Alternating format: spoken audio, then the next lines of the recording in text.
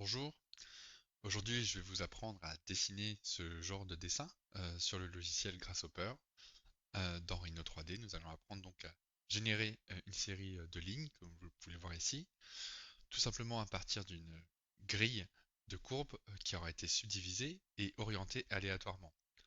On obtiendra donc toutes ces diagonales et on va donc effectuer une sélection graduelle de ces diagonales selon un ou deux points. On y va. Alors, pour commencer, tout simplement, on va d'abord cacher le résultat. Ici, donc je vais cacher mes calques ici, et je vais lancer donc la fenêtre Grasshopper. Euh, pour commencer, j'ai tendance forcément à toujours créer mon format papier, pour être toujours ainsi à l'échelle, c'est ce qui est un peu le plus important, euh, dans n'importe quel logiciel de 3D. Nous allons donc commencer par créer un rectangle à deux points. Pour y parvenir, donc on va travailler sur le plan de construction XY qu'on peut voir ici en bas à gauche de notre fenêtre sur la vue de dessus. On peut, si on le souhaite, spécifier aussi ce plan XY, donc en venant directement le chercher et en le raccordant à l'onglet Plane de mon entrée Plane sur mon rectangle à deux points. Ensuite, le point A par défaut est forcément, on peut le voir ici en bas, hop, le point A forcément est une entrée avec une coordonnée de 0, 0, 0. Ce qui signifie que c'est d'abord ce premier point, donc le point 0 qu'on appelle souvent aussi, avec une coordonnée donc de x égale 0, y égale 0 et z égale 0. C'est donc le point qu'on peut observer à cet endroit-là. Et ensuite, cette commande consiste à dessiner donc le point opposé, donc qui par défaut a une adresse de 10 en x et 5 en y. En l'occurrence, nous, on va travailler sur un format papier donc de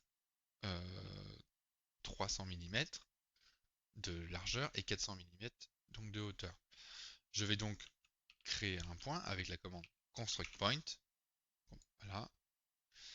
Je vais venir directement créer un curseur si vous le souhaitez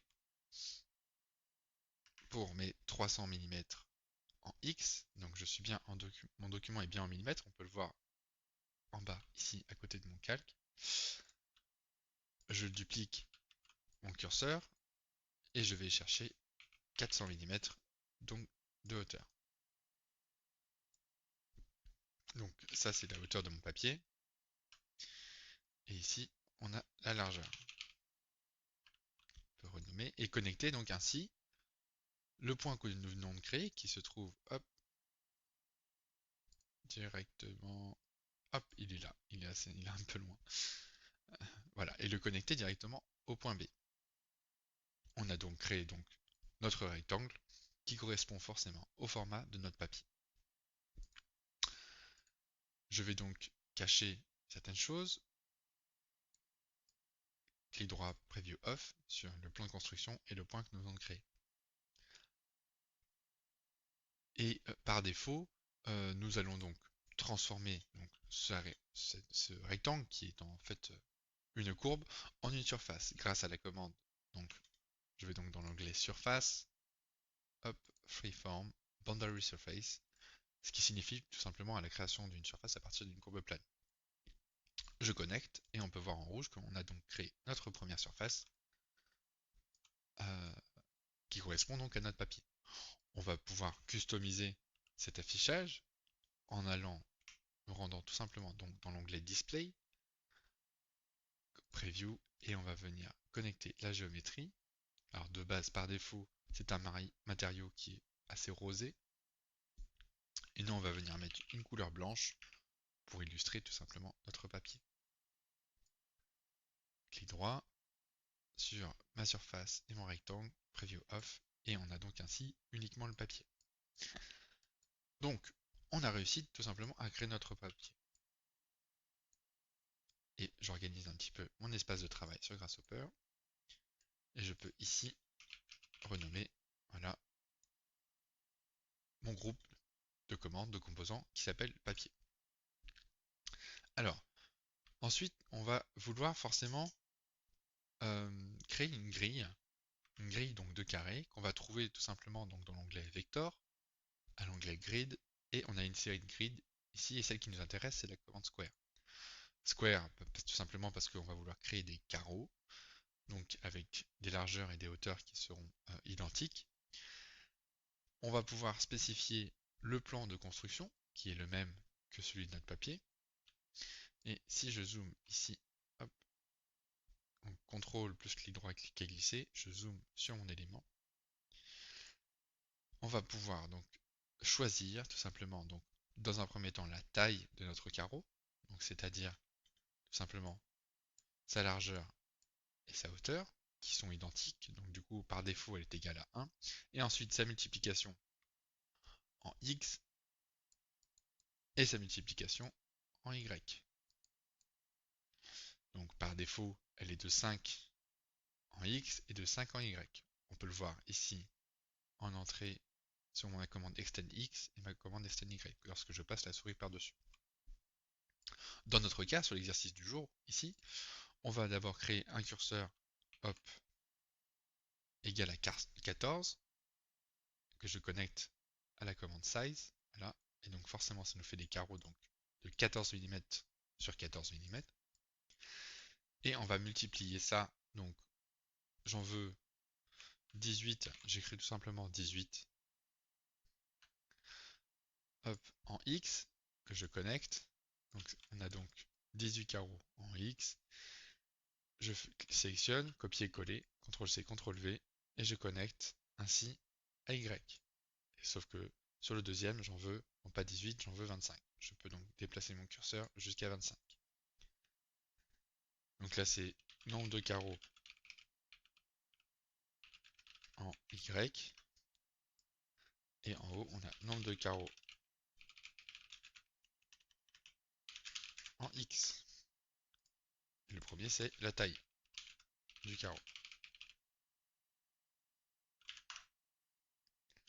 Voilà, on a donc créé notre grille de carreaux qui est placée pour l'instant dans notre format papier, mais vous avez vu, par rapport du fait qu'on ait dessiné un plan, précisé plutôt un plan de construction qui est tout simplement à partir d'une coordonnée de x égale 0, donc c'est à cet endroit-là, et y égale 0, y égale 0, le premier carreau de notre grille est situé, donc le point en bas à gauche de notre grille est situé sur le point 0. Nous, ce qu'on va vouloir faire, c'est tout simplement déplacer notre grille de carreaux au milieu de notre format papier, pour mieux se rendre compte, et ainsi commencer à prévoir notre futur motif. Pour déplacer cette commande-là, on va faire appel donc à un plugin et une commande qui s'appelle move to point, donc qu'on peut trouver donc dans le plugin Pufferfish. Move to point qui utilise tout simplement la même commande que dans Rhinoceros. Lorsque vous déplacez un objet, on choisit un point de référence et un point d'arrivée. Ici, ce qui nous intéresse, c'est la même chose. Donc, à l'onglet de la géométrie, on va venir entrer toutes les cellules que nous avons créées. J'attire votre attention d'ailleurs sur ce câble, vous voyez, le câble qui a une forme un peu différente, qui est donc un pointillé, ce qui signifie que le Grasshopper, en fait, à cet endroit-là, a créé un arbre de données. Si je passe la souris sur la sortie Cells, on voit donc que j'ai 18 branches dans mon arbre de données qui contiennent chacune 25 items ou objets. Ce qui signifie tout simplement à mes branches en fait ma multiplication en X et mon nombre d'objets que j'ai en Y. Nous allons donc déplacer en fait ces objets-là. Et le point d'arrivée, donc le point B ici, qui nous intéresse, c'est le milieu de mon format papier. Je peux donc aller chercher la commande Area, que vous pouvez trouver donc dans l'onglet Surface, Analyse, tout simplement pour analyser le milieu de notre surface. Je connecte la surface de mon papier à l'entrée géométrie et on obtient ce qu'on appelle le centroïde qui est donc le milieu de mon format papier. ici, avec son adresse à cet endroit-là. Je peux connecter donc la sortie centroid au point B. Donc ça, c'est le point d'arrivée. Et on voit que la commande move to point est encore orange parce qu'il nous faut préciser forcément le point de départ, le point de référence. Le point de référence, ici, ça va donc être le milieu de l'ensemble de mes carreaux. Et ce milieu-là, il va se trouver quelque part par ici. Il faut donc faire un déplacement de l'ensemble de mes carreaux à partir du point A vers le point B. Alors, comment obtenir ce point A? Ce point A, en fait, c'est le milieu de l'ensemble de mes carreaux. On va donc créer donc une boîte de contours avec la commande boundingBox, comme son nom l'indique, boîte de contours, et je vais connecter donc les cellules à content. Et on avait donc 450 carreaux qui étaient générés, donc 18 x 25, 450, et on a 450 boîtes de contours. Ce n'est pas ce qu'on veut obtenir, non, ce qu'on aimerait obtenir, c'est la boîte de contours générale de toutes ces carreaux, toutes ces cellules, afin d'en obtenir le milieu. Il faut donc que on aille activer, il faudrait simplement qu'on mette tous ces carreaux dans une seule et même liste d'abord. Donc je fais un clic droit sur l'entrée Content sur ma boîte de contours. Je clique sur Flatten pour faire en sorte que tous les carreaux quittent ce besoin d'arbre de données et pour être au sein d'une seule et même liste, comme si on avait tout réduit au sein du même tronc en supprimant toutes les branches. Et on va faire donc un clic droit sur la commande boundingBox pour activer l'option que l'on peut voir ici, qui s'appelle UnionBox, donc qui va consister tout simplement à faire une union booléenne en fait de toutes les boîtes de contours que nous avons définies en entrée. Donc on avait 450 carreaux, et grâce à la commande UnionBox de cette option-là, on a donc réussi à créer une seule boîte de contours pour l'ensemble de nos objets. Si je duplique donc mon composant Area que j'avais ici et que je le connecte à la boîte de contours, on va donc apparaître le milieu de l'ensemble de mes cellules qui constitue tout simplement mon point A.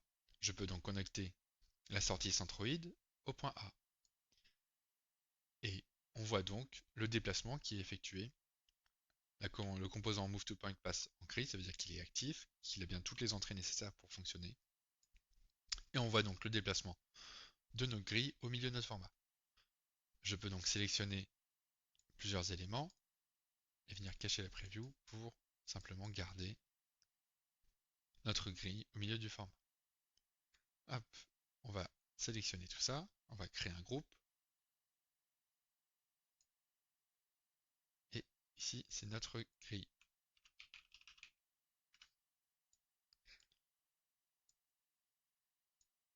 Alors, ensuite, on va essayer tout simplement donc de créer deux listes.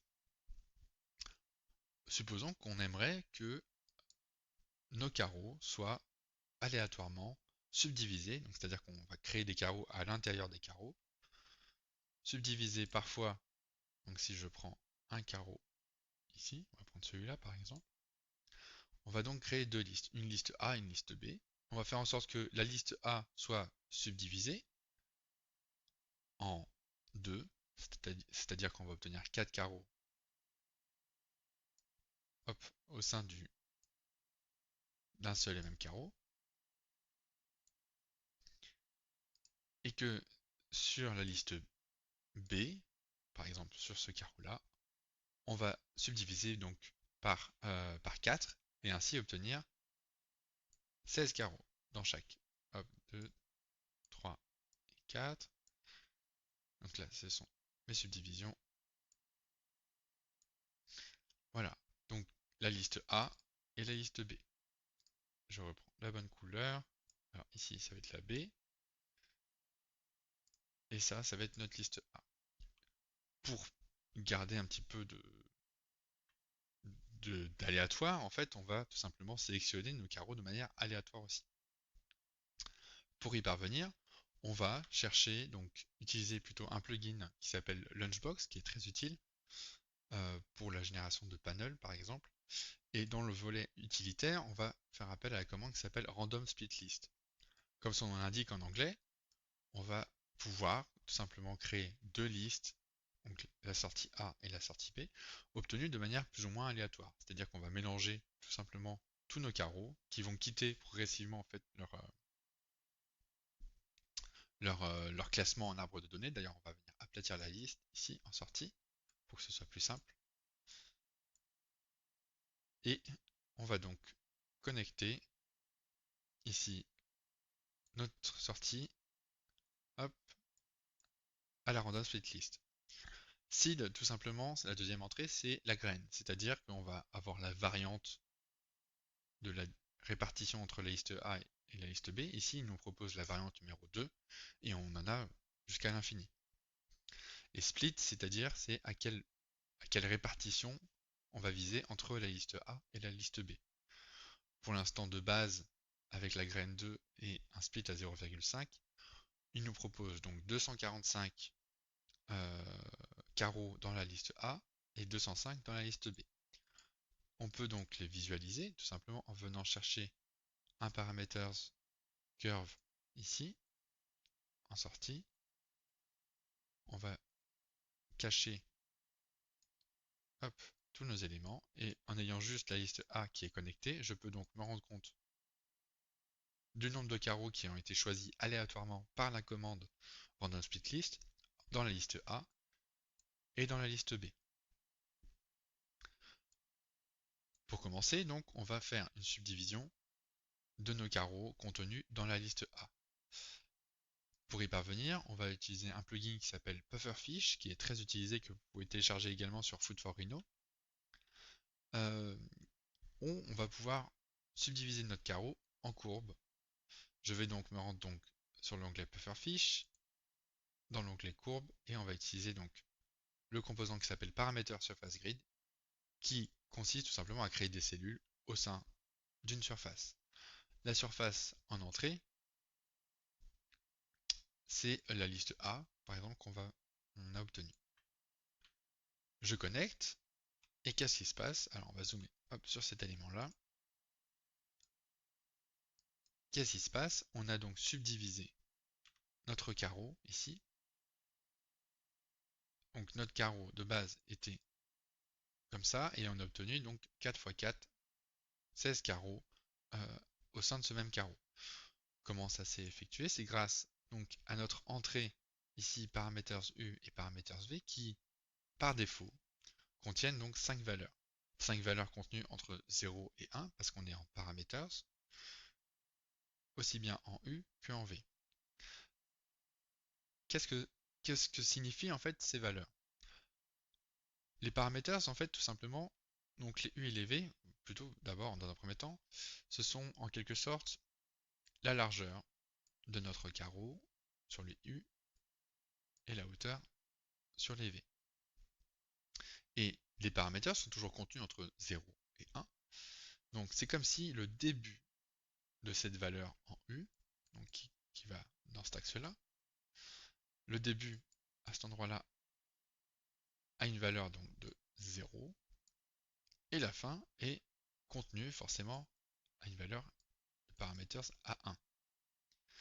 Donc forcément, si je mets un parameter à 0,5, j'obtiens le milieu entre ce 0 et ce 1.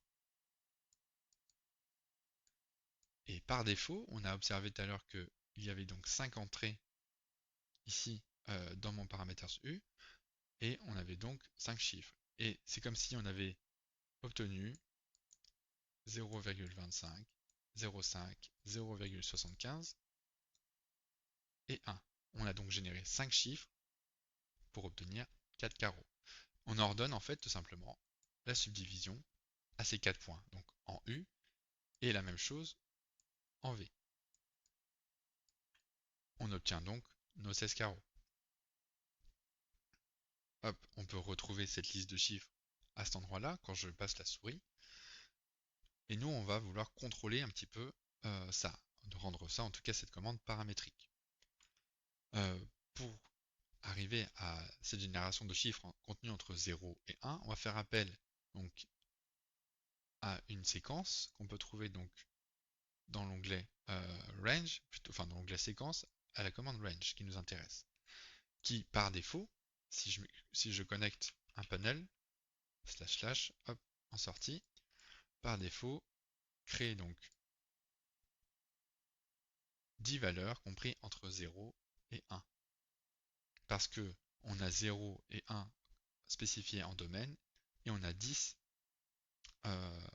étapes intermédiaires qui ont été créées entre 0 et 1. Ça, forcément, ça nous donne 11 valeurs, puisque les 0 et 1 font partie de ces valeurs-là. C'est comme si on avait créé donc 10 valeurs intermédiaires à chaque fois, entre chacune. Nous, on va rester sur un domaine compris entre 0 et 1, sauf qu'on va venir spécifier, par exemple, on va créer un curseur contenu entre 1 plus petit que 4. Voilà. Que je vais connecter à mon onglet Steps. Si je mets qu'un, forcément, on n'a qu'une seule valeur compris entre 0 et 1. Hop, je vais connecter ma range ici. Et forcément, si je mets 1 comme étape intermédiaire, on n'a pas de subdivision qui est active. Je peux donc passer à 2 en curseur et on voit donc que le 0,5 est apparu et on voit donc que notre carreau a été subdivisé donc en 2 et on a 4 carreaux qui ont été générés à partir de notre liste A. Si je dézoome, CTRL plus clic droit, clic et glisser, on voit donc que si j'affiche la preview sur ma liste A, ici, on voit tout autour, et ma commande paramètre surface grid, ici, a généré 4 carreaux dans chaque carreau. Clic droit, je sélectionne tout ça, copier, coller, je duplique en dessous, j'aligne, sauf que je vais connecter tout cela à ma liste B. Forcément, vu qu'on a la même valeur en paramètres et en U et en V, on a un résultat qui est uniforme. Maintenant, je vais venir changer la valeur des subdivisions en U et en V sur ma liste B, en l'occurrence ici, en bas. Si je mets 3, on voit apparaître 0,33, 33, 33 qui correspond à 1 tiers entre 0 et 1, et 0,66 qui correspond à 2 tiers. Voilà, et on voit donc la subdivision apparaître à cet endroit-là. Et si je passe à 4, voilà, on a 0,25, 5, 0,75 comme tout à l'heure, comme par défaut, qui apparaît. On a donc réussi à créer aléatoirement une liste A qui a été subdivisée par 2, ici, on peut le voir, et une liste B qui a été subdivisée par 4. Hop, je vais sélectionner tout ça, je vais créer un groupe, CTRL G si vous le souhaitez, je fais un clic droit, je vais nommer ce groupe, on va l'appeler subdivision.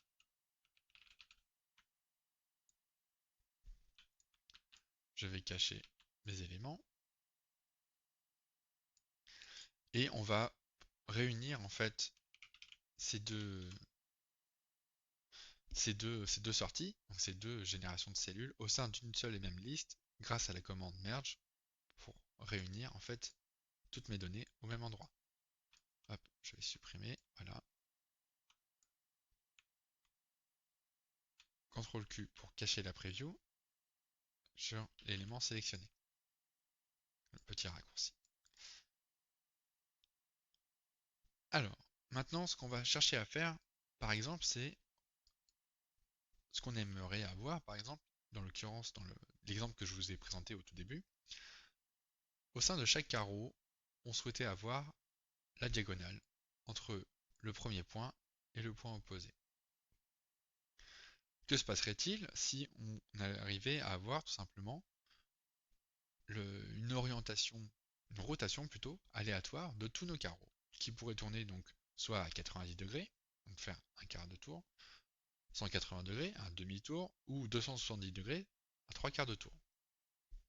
Forcément, on aurait une suite donc, de diagonales qui serait variable,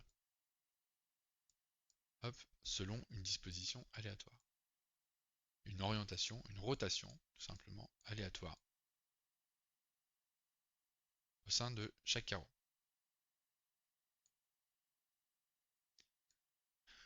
Alors, pour parvenir à ça, on va donc, le résultat que nous allons viser, tout simplement, hop, je vais cliquer droit ici, ajouter au groupe, voilà. Nous allons donc chercher une rotation de tous nos carreaux. Je vais donc chercher la commande rotate, c'est celle qui nous intéresse, ça va être notre objectif de fin. La géométrie qu'on va vouloir mettre en entrée sur la rotation, ce sont toutes nos cellules, ici, dont on va aplatir la liste de données avec la commande flatten, clic droit donc flatten. Je connecte donc ma liste flatten à mon entrée à géométrie, parce que c'est la géométrie qu'on va vouloir sur laquelle on va vouloir effectuer une rotation. Deux entrées sont nécessaires pour activer la commande rotate, donc la commande d'angle et la commande de l'axe de rotation. L'axe de rotation, vous vous en doutez, c'est le milieu de chaque carreau. On peut donc aller, comme tout à l'heure, chercher le milieu de chaque carreau, se rendre dans l'onglet Surface, Analyse et Area. Hop, que je connecte donc à mes carreaux, on voit donc apparaître 450 points qui sont tous situés au milieu de nos carreaux. Plus que 450 parce qu'on a subdivisé et en tout on a 4260 carreaux qui ont été générés. Je connecte donc mes 4260 centroïdes à plane, qui est donc la précision du centre de rotation du carreau 1 par rapport au centre numéro 1, etc. Maintenant, on va vouloir effectuer une rotation aléatoire. Donc, on va créer des valeurs, tout simplement, avec un panel. Je vais d'abord écrire // donc ça me crée un panel. Je vais d'abord faire une rotation à 0 degrés. Je vais aussi faire une rotation à 90 degrés.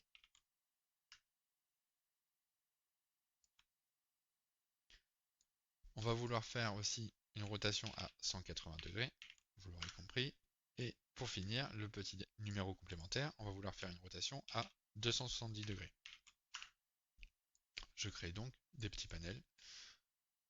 Et j'aimerais que, par exemple, prenons un carreau, on va prendre le premier en bas à gauche, je descends, hop. J'aimerais que le premier carreau fasse une rotation donc de 90 degrés. Le deuxième, aléatoirement, fasse une rotation par exemple de 180. Le premier du dessus à 270, etc. Et l'autre à 0.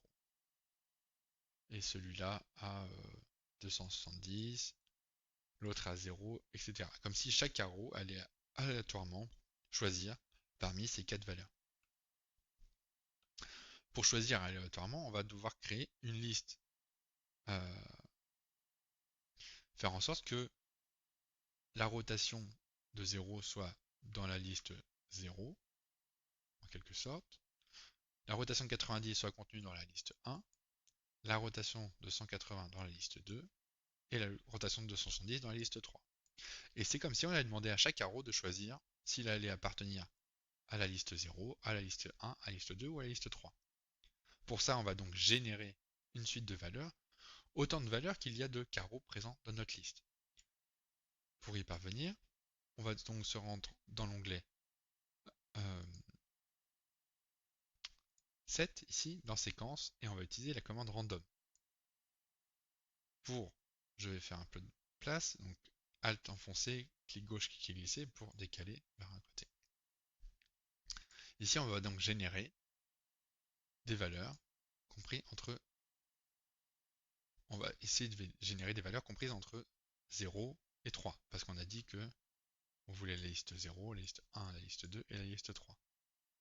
Et on va générer autant de valeurs qu'il y a de nombres présents dans notre liste de carreaux.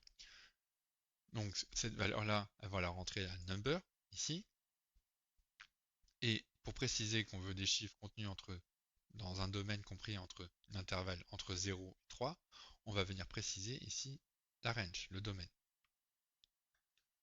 Donc, pour préciser ce domaine, on va se rendre dans l'onglet Math, ici, et Construct Domain, c'est le premier. pour préciser donc, le domaine. Par défaut, il est toujours contenu entre 0 et 1. Et nous, vu qu'on a donc 4 valeurs, c'est un domaine qui est compris entre 0 et 3. Je vais donc faire // écrire 3, créer un panel avec 3.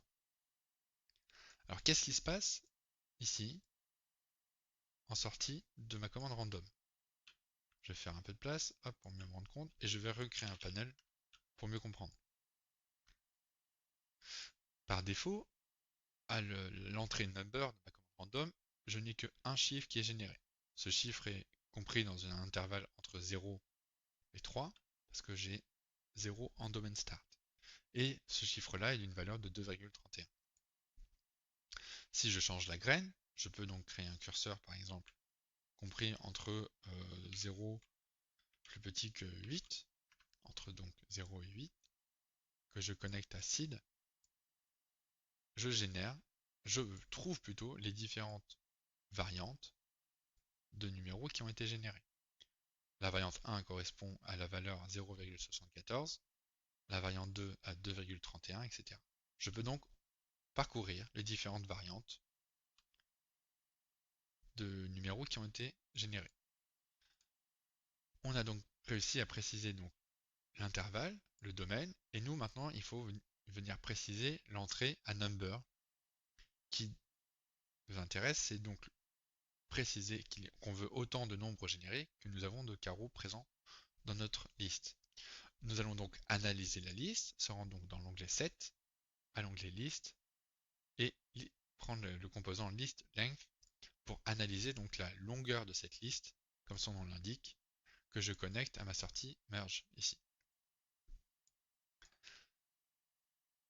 Je vois donc en sortie de ma commande list length que j'ai 4260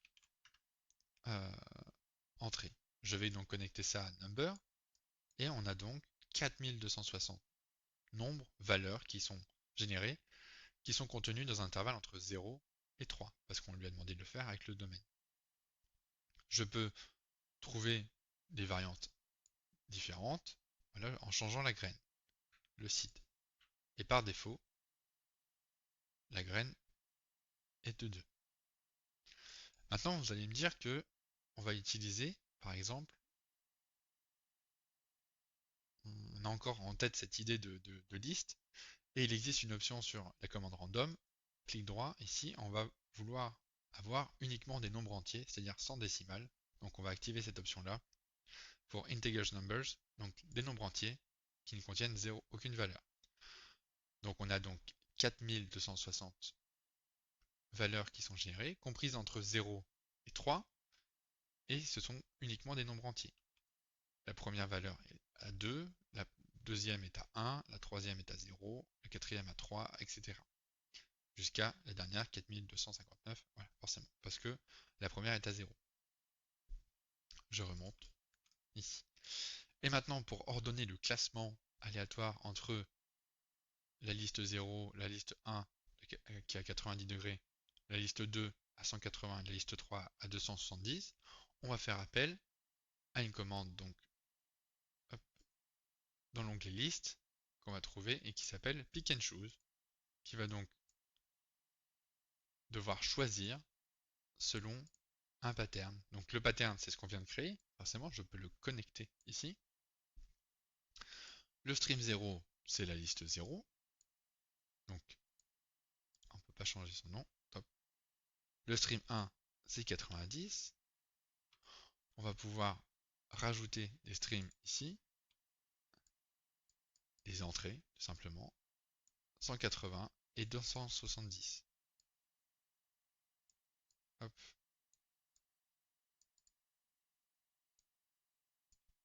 Je copie-colle le panel qui est ici pour le mettre en sortie. Et par défaut, la commande pick and choose ne nous génère qu'un seul chiffre. Simplement parce que le pattern n'est pas compris dans un arbre de données. On va donc le transformer en un arbre de données pour faire en sorte que la branche 1 sera égale à 2, donc à 180 degrés, la branche 2, la branche 1, etc. Je vais donc faire un clic droit sur Random et faire un Craft. Qu'est-ce qui s'est passé? La commande pick and choose passe en gris. Et on a donc la branche 1 qui est bien égale à 180 degrés. L'entrée numéro 2 ici qui est bien égale à 90, etc. On a donc réussi à générer tout ça. Le problème c'est que cette sortie pick and choose ici est ordonnée encore en arbre de données parce que elle est générée selon le nombre d'entrées. On va donc faire en sorte que nos 4260 carreaux en termes d'arbre de données concordent. Donc du coup on va venir aplatir cette liste là en sortie en faisant un clic droit à flatten pour faire en sorte que toutes les valeurs soient au sein d'un même panier. Je peux donc connecter hop, ici à l'onglet angle. Le problème c'est que ce qui se passe et ce qu'on voit à l'écran, c'est que on n'a pas fait une rotation en degrés, c'est que par défaut la commande rotate est en radians. C'est pour ça qu'il va falloir qu'on convertisse ces degrés là en radians. On pourrait tout simplement le faire en faisant un clic droit sur l'entrée angle et en activant la commande, l'option plutôt degrés, degrees, ou bien on va se rendre donc dans l'onglet maths à trigonométrie pour et utiliser le component radian pour convertir une valeur en degrés en radians. Je peux donc relier ces valeurs-là en degrés et les connecter en radians. Voilà. Je dézoome, je fais des clics droits pour cacher tout ce qui ne nous intéresse plus et faire en sorte que j'ai simplement la commande rotate qui soit visible. Alors forcément, en termes de visibilité, on n'a pas eu de véritable changement. Ce qui s'est passé, comment on pourrait analyser ça? On va donc analyser, par exemple, oui, on va faire appel à la commande deconstruct rectangle, par exemple, où par défaut, donc je vais analyser donc les plans de construction au sein de chaque carreau. Par défaut, on peut le voir ici, tous les plans de construction étaient ordonnés de la même manière, c'est-à-dire la valeur en X dans cet axe-là et la valeur en Y dans cet axe-là. Nous, ce qu'on voulait faire, c'est justement cette rotation aléatoire, elle va venir donc perturber ça, et faire en sorte que X va être dans cette direction pour certains, et Y va être dans cette direction pour certains. Et ici, on va pouvoir avoir, je sais pas, si on a fait une rotation de 90, on va avoir Y vers le bas, et on va avoir X par ici, etc. Donc, si je vais chercher ma commande deconstruct rectangle et la connecter ici à mon entrée, à ma sortie plutôt, de ma commande rotate, je connecte, et on voit donc tous les plans de construction de mes carreaux qui sont donc aléatoirement orientés. Donc soit à 0, 90, 180 ou 270 degrés. Donc, qu'est-ce qui peut se passer maintenant? Donc ça nous permet juste de visualiser le résultat. Maintenant, ce qui nous intéressait, on l'a dit, on l'a vu tout à l'heure, on voulait prendre par exemple le point numéro 1, hop, qui correspond en fait à l'entrée 0 de mon carreau, et le connecter au point opposé, qui correspond au point de la liste numéro 2, le point 1 étant ici. Et on a le 3. Et ainsi créer la ligne hop, qui connecte le point 0 au point 2. Et vu qu'on a fait forcément une série de rotations aléatoires, forcément le résultat va être variable en fonction des diagonales qui vont être variables et différentes. Alors pour créer ça, on va donc exploser tous nos carreaux.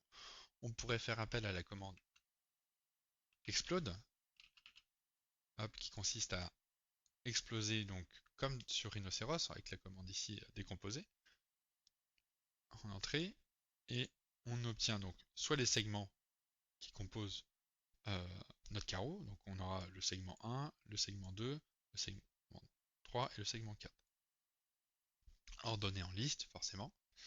Et on a aussi également les vertices. Donc si je mets un panel,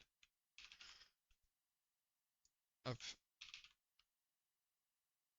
et que je connecte ici à vertices, on a à chaque fois, on peut le voir, 1, 2, 3, 4, 5 entrées.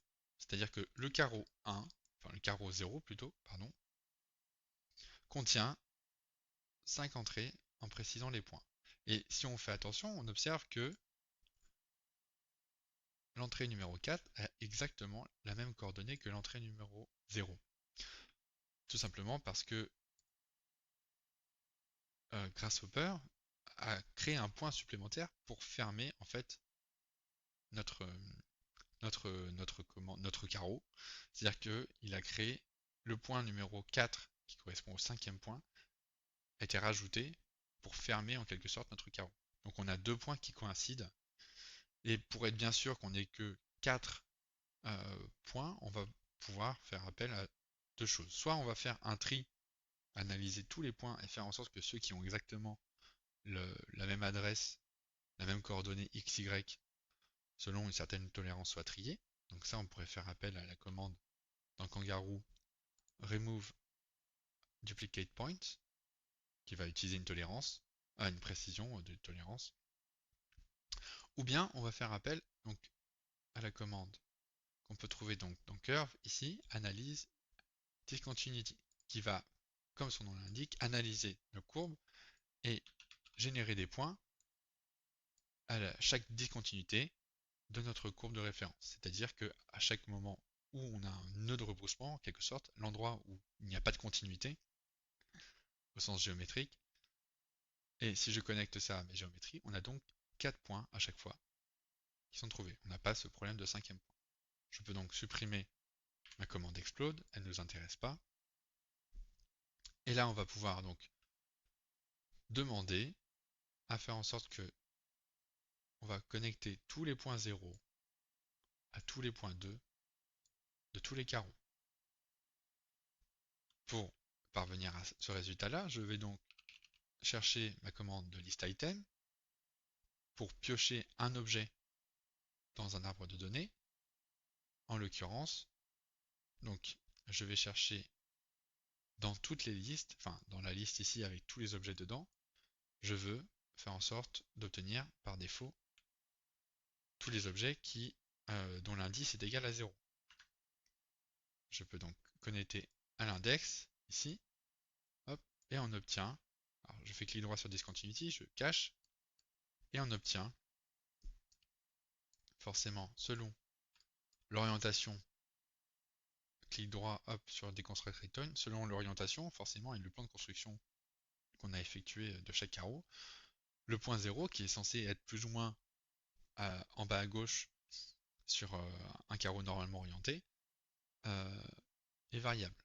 Et parfois il peut même coïncider en fonction des différentes orientations. Donc ça c'est tous les points 0 et je vais dupliquer cette commande là pour aller chercher tous les points de l'indice numéro, on a dit 2, donc ceux qui sont donc à l'opposé. Et il va donc demander de créer une ligne avec la commande primitive courbe primitive line à partir de 2 points, connecter tous les points de l'indice 0 et tous les points à l'indice 2 ensemble. Clic droit sur déconstruire rectangle, je cache la preview. Clic droit sur list item, je cache la prévisualisation de mes points 0 et point 2. Et je peux donc voir le résultat de mes diagonales selon les subdivisions. Et on a déjà créé un motif géométrique à partir de ça.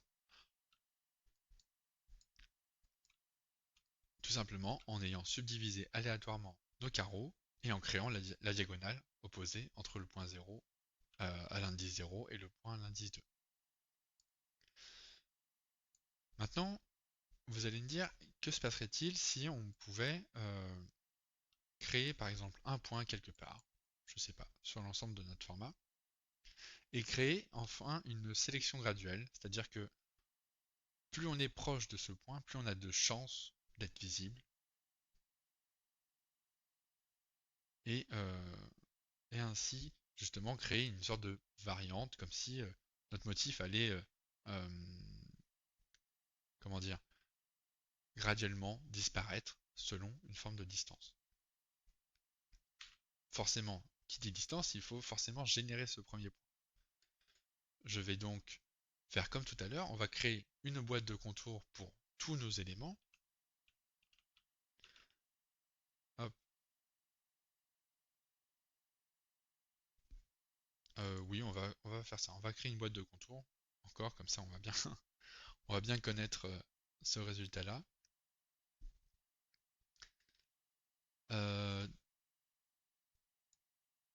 Je vais connecter donc ma boîte de contours à toutes mes diagonales ici. J'en ai 4260 parce qu'on a une par carreau.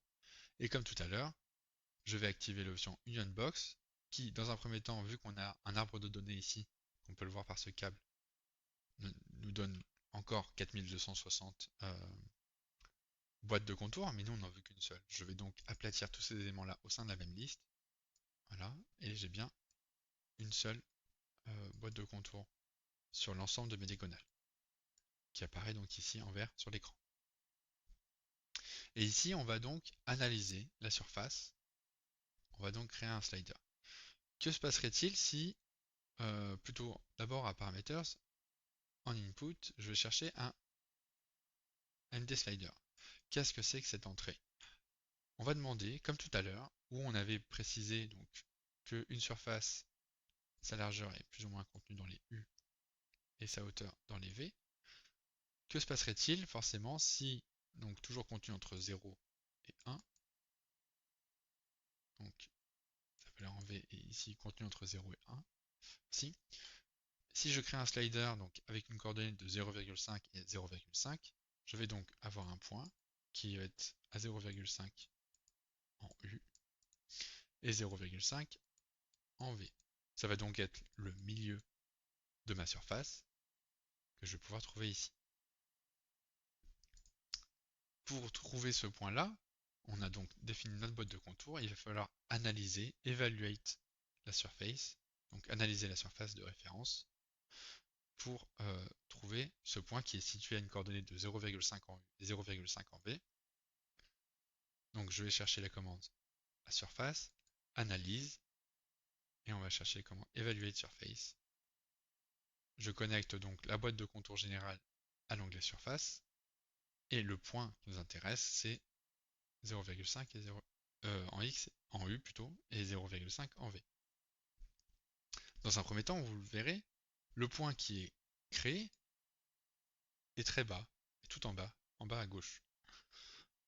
Pour l'instant, il nous a créé tout simplement un point sur notre surface dont l'adresse est à 0,5 en X et 0,5 en Y. Pour ça, il faudrait qu'on reparamétrise tout simplement la largeur de notre surface entre 0 et 1, parce que là, il nous a fait une distance relative entre 0 à 0,5 en U et 0,5 en V, mais dont la valeur n'est pas reparamétrée entre 0 et 1. On va donc ordonner ça en changeant l'entrée de l'onglet surface, ici, en faisant un clic droit et en venant cocher l'option Reparametrize. Et ainsi, reparamétrer les valeurs de largeur et de hauteur de notre surface comprises entre 0 et 1. J'active ici et on voit donc que le point a donc basculé au milieu de notre surface et je peux donc maintenant le déplacer. Si je vais en bas à gauche, il est bien en bas à gauche de ma surface. Si je vais en haut à droite, en bas à droite plutôt de mon slider, il est bien à cet endroit-là également.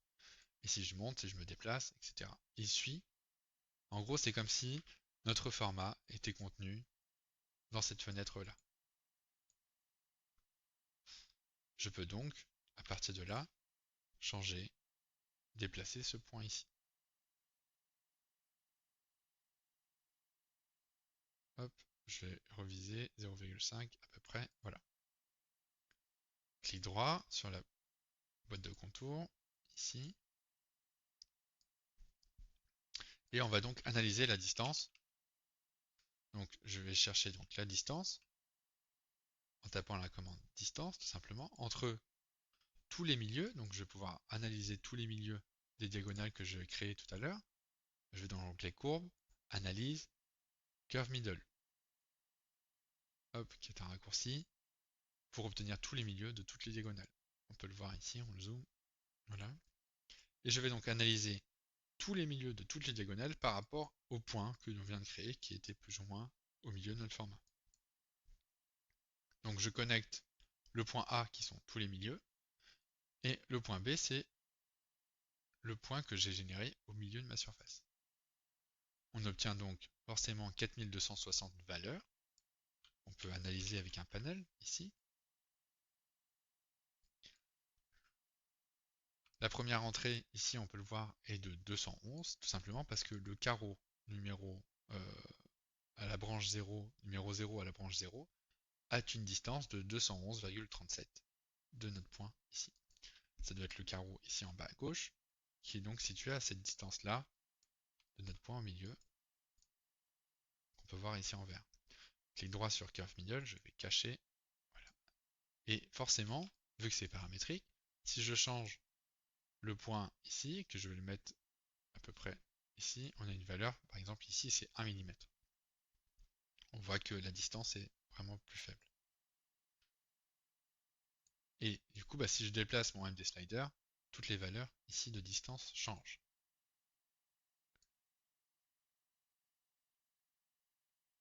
Maintenant, on va, pour varier la visibilité de nos diagonales, ici, je vais donc, alors, on va pouvoir peut-être déjà cacher, hop, un joli résultat intéressant, surprenant d'ailleurs. Enfin, surprenant, on s'y attendait, c'est mathématiquement normal, mais c'est un petit effet de surprise. Donc j'ai juste caché le résultat de mes carreaux qui étaient orientés, et on a tout simplement que les diagonales qui s'affichent, et on a créé une forme de labyrinthe, très jolie d'ailleurs, un motif à partir de ça uniquement. Pour changer, pour définir en fait une valeur de distance, et spécifier que chaque diagonale va être plus ou moins choisie si elle est visible ou non selon sa distance par rapport à notre point de référence, notre point attracteur en quelque sorte, on va remapper tout simplement ces valeurs de distance comprises entre 0 et 1. Faire en sorte que celles qui seront par exemple plus grandes que 27 ne seront pas visibles, et celles qui seront plus petites seront visibles. Donc c'est donc une entrée binaire, une sortie qui va être binaire, qui va être de l'ordre du vrai ou du faux. Est-ce que c'est plus grand que, est-ce que c'est plus petit que? Et ça va être un résultat donc binaire, soit vrai, soit faux, true, false. Donc ça va être une liste qu'on va trier selon cette entrée, et je vais donc chercher ma commande CallPattern ici. Ça va être que je connecte ici à mon entrée line, donc qui correspond à mes diagonales. Donc ça va être notre objectif. Et le CallPattern, donc on a dit le CallPattern, c'est ce qu'on veut ici comme motif d'entrée, c'est cette entrée binaire en true et en false. On va donc analyser la distance, par exemple.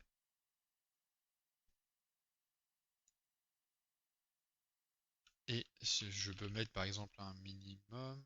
Ah non, ouais, on va analyser la distance en utilisant la commande smaller than. Donc plus petit que. Donc, je vais chercher dans l'onglet mathématiques, opérateur, smaller than.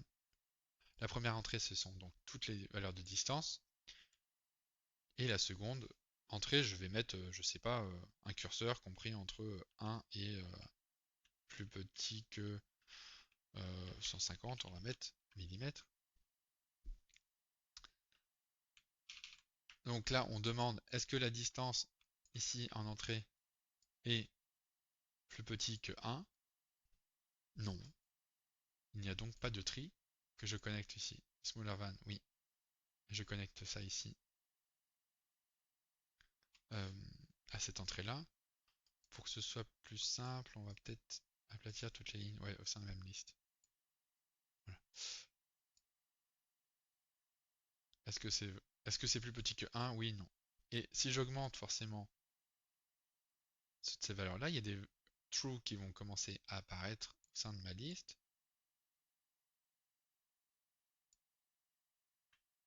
Alors, forcément.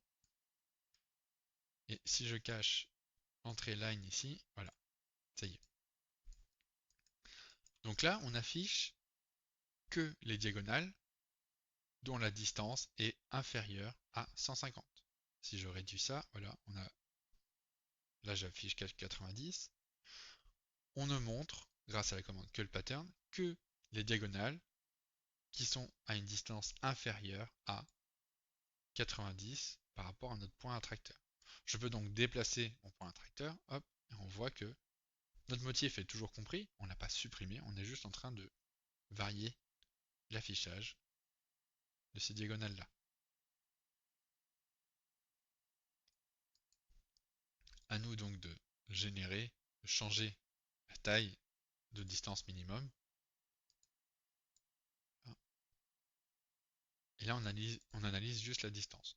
On pourrait changer cette valeur-là, la second number de mon smaller van, par un nombre aléatoire, par exemple.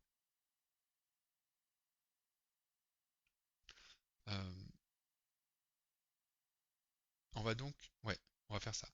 On va donc changer, on va remapper en fait tout simplement nos valeurs, convertir toutes les distances et les comprendre entre 0 et 1. Pour faire ça, on va, comme on l'a fait tout à l'heure par exemple avec notre commande ici, en U et en V, avec la surface, on va chercher la commande qui s'appelle remap numbers pour reconvertir en fait en quelque sorte des entrées, des valeurs comprises entre, donc à partir d'un domaine et avec un domaine en target, donc en domaine cible. Alors les valeurs qu'on veut changer, ce sont donc les distances, ici. La source, c'est l'analyse du domaine. Je vais donc analyser le domaine, je vais me rendre dans le domaine et utiliser la commande qu'on appelle bounds, voilà, pour obtenir les valeurs extrêmes en quelque sorte, donc la plus petite et la plus grande, c'est-à-dire que toutes les distances sont comprises entre 2,19 et la plus grande est à 240. Je vais donc connecter ma sortie bounds à la source, parce que c'est la source ici. Et à target, par défaut, on a un domaine qui est compris entre 0 et 1. Et c'est ce qui nous intéresse. Je peux donc analyser en sortie ce qui s'est passé. On a converti tout simplement toutes les valeurs de distance entre 0 et 1. La valeur qui est la plus grande, donc la distance la plus grande, qui était égale à 239 est maintenant égale à 1, et la plus faible, qui était de 2,19, est maintenant égale à 0. Et proportionnellement, on a tout converti, toutes ces valeurs comprises entre 0 et 1. À partir de là, on va pouvoir, comme tout à l'heure, générer, donc avec la commande random, une suite de valeurs, autant de valeurs qu'il y a d'entrées, donc toujours en analysant la liste, ici, la longueur de la liste plutôt, avec la commande listLength, ici. Je vais connecter ça à distance pour bien avoir mes 4260, connecter ça à numbers, voilà. Et à range, on va pas y toucher parce que par défaut, c'est compris entre 0 et 1. Peut-être que dans le tutoriel, on va pouvoir le spécifier 0 to 1, comme ça il reste visible pour tout le monde. On est bien donc sur 4260 valeurs qui ont été générées, qui sont comprises entre 0 et 1. Et là, on va pas activer l'option de nombre entier. On va, hop, copier-coller ici. Et ce qu'on va essayer de faire avec la commande smallerVan, c'est tout simplement faire en sorte que, est-ce que ces valeurs-là sont plus petites que celles ici? Oui, non. C'est-à-dire que celles qui seront éloignées auront moins de chances, parce qu'elles seront plus proches de 1, d'être visibles que les autres. Donc on va remplacer ici, hop, pareil, on va connecter le 0 to 1 ici à target. Je vais remplacer mes commandes, mes valeurs qui ont été reparamétrées entre 0 et 1 à first numbers. Et le résultat de ma commande random, qui est obtenu ici, à second number. Et qu'est-ce qui se passe? Et donc forcément avec le résultat de ma curlPattern, plus on est loin, moins on a de chances d'être visible. Donc c'est tout simplement une suite de chances. Ça a une probabilité parce que plus on est loin, plus on est proche de 1, moins on a de chance d'être inférieur à cette liste de valeurs qui est générée ici. Comme tout à l'heure, je peux déplacer ce point-là, voilà, pour changer. Et donc on a fait une sélection graduelle, en quelque sorte, par rapport à l'analyse entre tous les milieux des diagonales et ce point attracteur. Que se passerait-il si on voulait multiplier les points attracteurs? Donc je vais donc copier mon MD Slider, et avec la commande majuscule activée, il y a un petit plus qui apparaît sur notre curseur pour créer un deuxième point. Et je peux donc déplacer, et on voit que le résultat suit le deuxième MD Slider que j'ai connecté, mais le premier, donc j'ai toujours le point qui est visible, mais il n'y a pas d'effet directement à proprement parler sur le tri. Pourquoi? Tout simplement parce que il y a deux points. Donc on a donc notre point B ici qui correspond à ce MD Slider là et le point A. Grasshopper va toujours privilégier le dernier curseur. Et que là, on analyse la distance entre tous les milieux de notre diagonale par rapport à un seul point qui est spécifié ici. Donc là, on a le point B qui est en entrée là. Donc on analyse tous les milieux avec la commande distance avec le point B. Ce qu'il faudrait faire, c'est spécifier, demander tout simplement à tous les points situés au milieu de notre diagonale de choisir s'ils sont plus proches du point A ou du point B.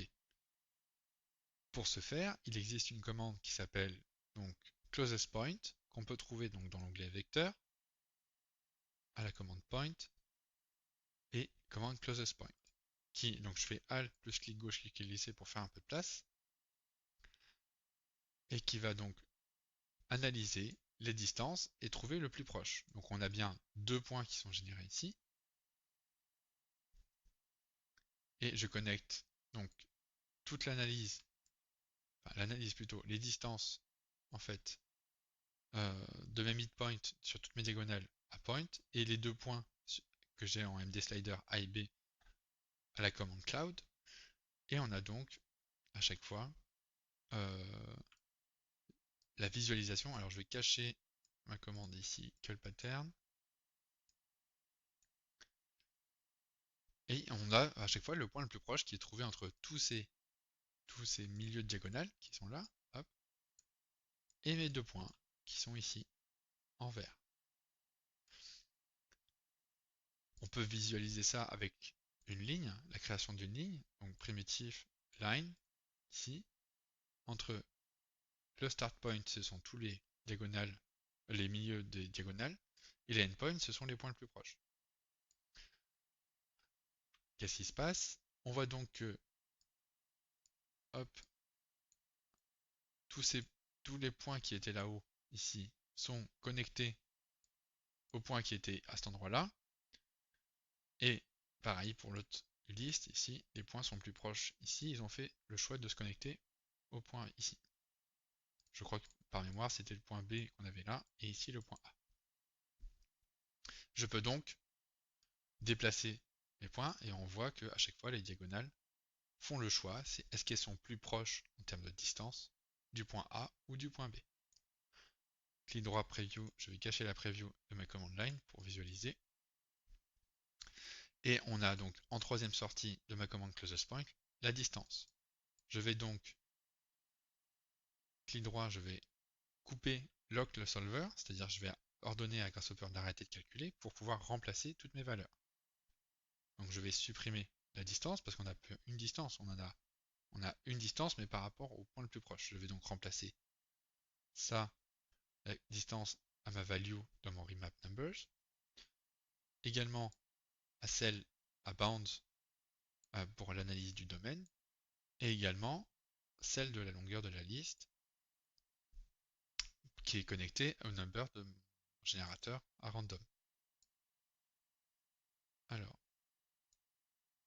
je suis assez bon, il me semble que j'ai rien oublié. Je peux donc relancer le calcul, clic droit, log solver, et afficher le curl pattern. Et on va donc, ça y est, on a réussi à prendre en compte ces deux points, la distance par rapport à ces deux points. Et on peut donc jouer avec toutes ces valeurs-là. On aurait pu également simplement remoduler